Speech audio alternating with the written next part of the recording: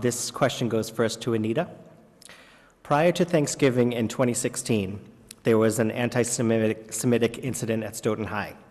The response to this incident led to the punishment of 3 SHS teachers, all of whom appealed the varying levels of discipline.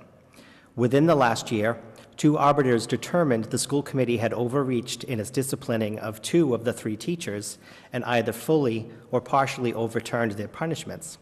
Given this, how do you reflect on the school committee's handling of the teachers' discipline? First of all, the anti-Semitic instances were horrific, and they're horrific for any school district where they happen, and unfortunately, Stoughton does not stand alone in them. The incidences were brought to our attention, and at the time, obviously everything has to be an executive session. Executive sessions are not live. We can't publish it. The grievances that were filed and the issues that we had to go through took time. The arbitrator, actually, or mediator, I'm not sure which person it was for the decisions in those cases, those were judgments found against the district, and yes, we stand as the district, but they weren't our decisions at the time that those disciplines were handed down. We didn't do those. We were handed those as already a done deal, that those had been done, and we had to support them and go along with them. The cases that are still in discussion, they're still in litigation, and they're still private. So there's a lot of things that we can't talk about. Thank you. Would you like the question repeated? That would be nice. Okay. Thank you. Prior to Thanksgiving in 2016, there was an anti-Semitic incident at Stoughton High. The response to this incident led to the punishment of 3 SHS teachers, all of whom appealed the varying levels of discipline. Within the last year, 2 arbiters determined the school committee had overreached in its disciplining of 2 of the 3 teachers and either fully or partially overturned their punishments. Given this, how do you reflect on the school committee's handling of the teachers' discipline?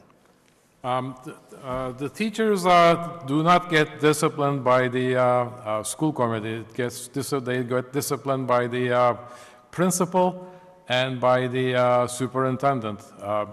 But the school committee hopefully imparted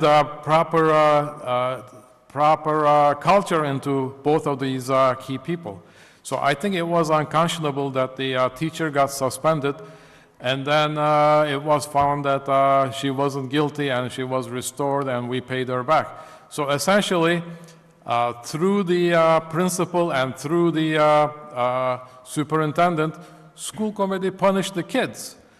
So I think that's unconscionable. The other example I want to give you is there was one incident that improper relations of a teacher with a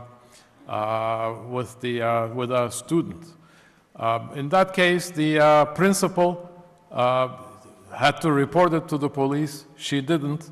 And she had a duty to do it, but what did the school committee do? They elected that person to be their finalist for the superintendent search. So that shows you that there is a big judgment issue with the school committee, and I like to become a part of the school committee so I can at least bring these to the surface so people get into discussion. Thank you.